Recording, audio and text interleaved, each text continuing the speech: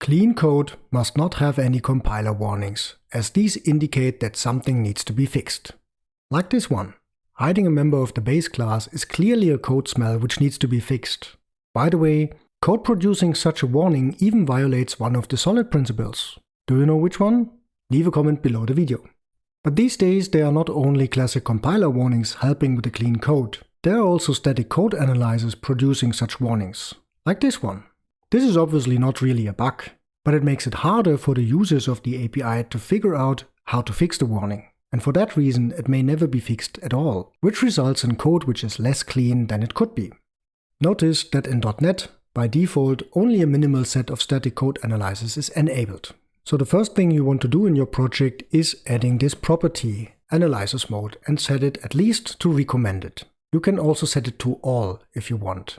I leave a link to the full list of available static code analyzers in the description below the video.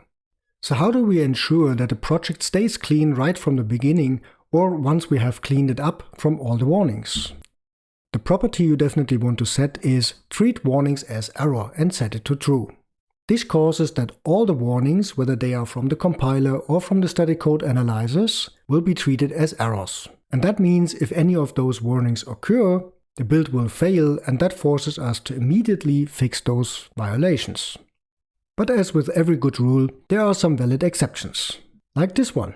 Forcing every developer to write an AP documentation doesn't create valuable AP documentation by default, but rather results in violation of the dry principle when they repeat what is obvious from the API naming already. As we actually even don't want to get a warning for such code, we mark the respective compiler warning as no warn. And if you don't see such warnings in your code base, it's because you haven't the generation of the AP documentation enabled, which is done with this property.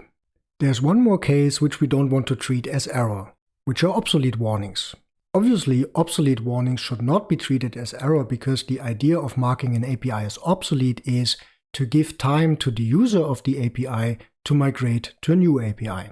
So in order to exclude the obsolete warnings from being treated as errors, we configure them in the project as warnings, not as errors, in this way. And if you have multiple projects in your codebase, it is important to be consistent with these property settings as well, without violating the dry principle.